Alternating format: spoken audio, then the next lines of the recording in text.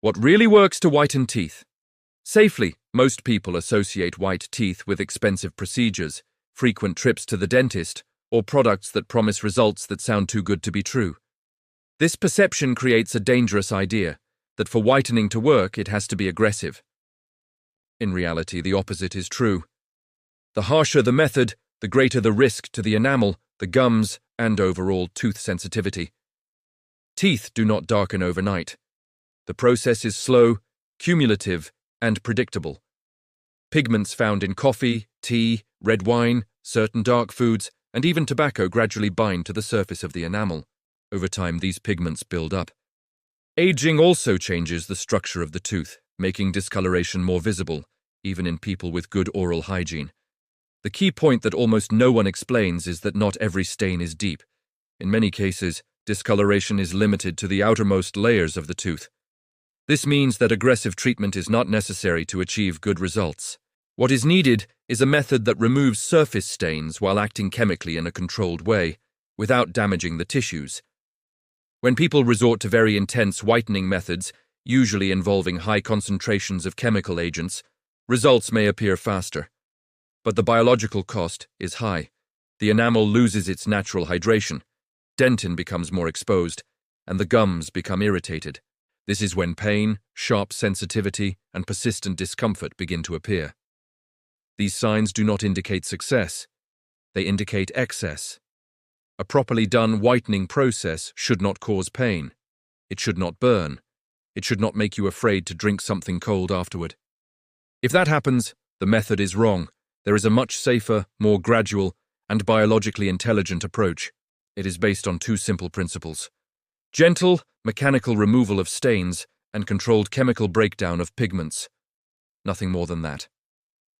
The first element of this strategy is baking soda. It is often unfairly associated with aggressive abrasion, but that only happens when it is used incorrectly, dry or in excessive amounts. When diluted and applied properly, baking soda acts as a mild polishing agent. It helps loosen residues attached to the tooth surface, reducing plaque and external stains without compromising the enamel. The role of baking soda is not to deeply whiten the tooth. It prepares the surface. It removes what interferes with the efficient action of the second element, a low-concentration oxidizing agent. This is where hydrogen peroxide comes in at safe concentrations.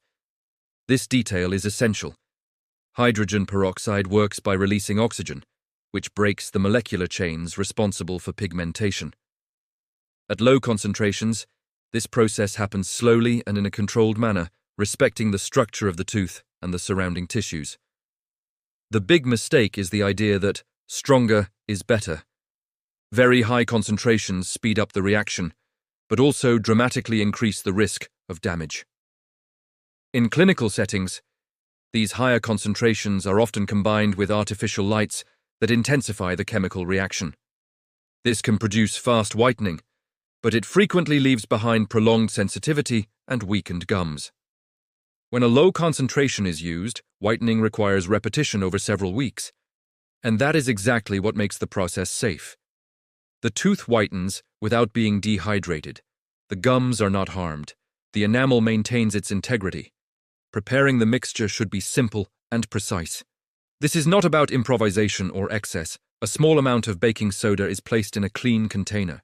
Then, just a few drops of low-concentration hydrogen peroxide are added, along with a few drops of water. The goal is to create a light, homogeneous paste that spreads easily and does not drip excessively. This paste does not replace daily toothpaste. It should not be used every day. It works as a complementary treatment, applied a few times per week. The ideal toothbrush is soft. Pressure should be minimal. Movements must be deliberate, slow, and gentle. Brushing time with this mixture is short. 1 to 2 minutes are enough for the baking soda to act mechanically and for the peroxide to exert its chemical effect. After that, the mouth should be rinsed thoroughly to ensure no residue remains. Because this is a gentle method, whitening does not happen overnight. And that is a good thing. The change is gradual, noticeable week after week. The result tends to be more natural, more stable, and far less aggressive to oral health. Another important point is understanding that whitening is not just about aesthetics. Stains and plaque create irregular surfaces that favor bacterial adhesion. By removing these irregularities, you not only improve the appearance of your teeth, but also reduce an environment that supports bacterial growth. This type of regular care can contribute to a cleaner mouth, less inflamed gums, and reduced plaque formation over time. It is a positive side effect that is rarely mentioned. The secret to this method is not force or speed. It is consistency. Applying it a few times per week, observing how your body responds, and respecting the limits of dental tissue makes all the difference. Each person responds slightly differently, and that must be taken into account. Whitening teeth safely means understanding that the body functions best when it is not subjected to shock. Gradual processes tend to be more sustainable and far less harmful. And now that the logic behind safe whitening is clear, it is essential to move on to something even deeper: the impact of oral health far beyond your smile. Because teeth and gums are not isolated structures. They are part of a system that connects directly to the rest of the body. Most people think of the mouth as a closed system. Teeth are teeth, gums are gums. Problems stay local. This belief is not just outdated, it is dangerous.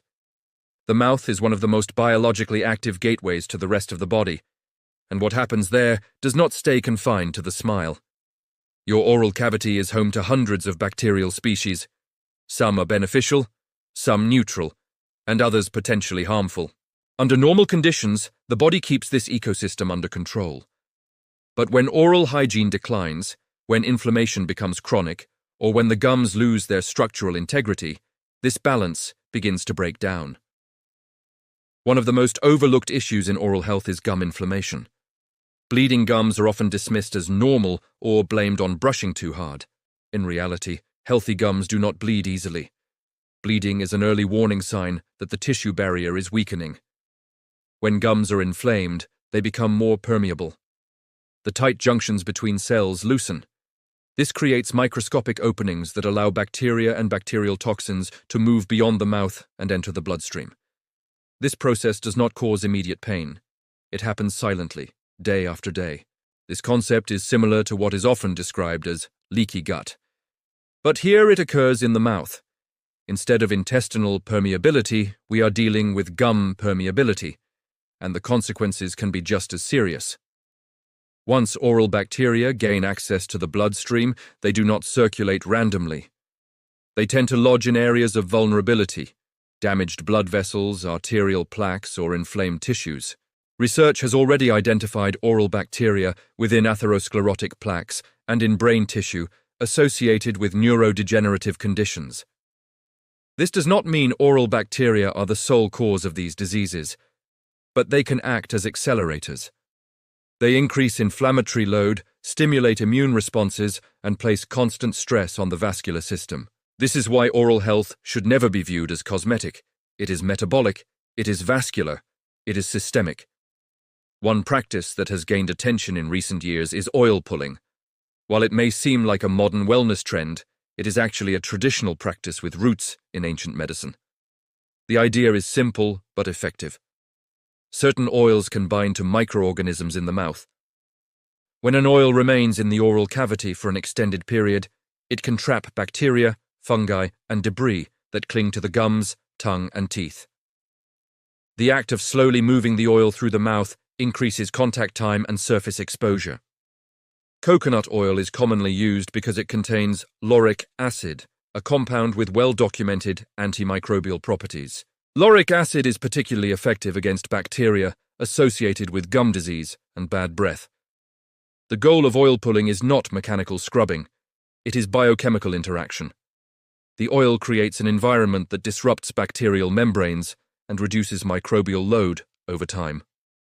When practiced consistently, oil pulling has been associated with reduced gingival inflammation and improved oral hygiene markers. Some studies have even shown comparable reductions in gingivitis when compared to certain antiseptic mouthwashes without the harsh effects that many chemical rinses cause. But oil pulling alone is not enough if the underlying drivers of gum damage remain unaddressed. And one of the most important of those drivers is sugar. Few people realize how directly sugar impacts gum health. Glucose competes with vitamin C for entry into cells. This competition matters because vitamin C is essential for collagen synthesis. Collagen is what gives structure and strength to the gums. When vitamin C availability drops, collagen production weakens. The tissue becomes fragile. Gums lose firmness.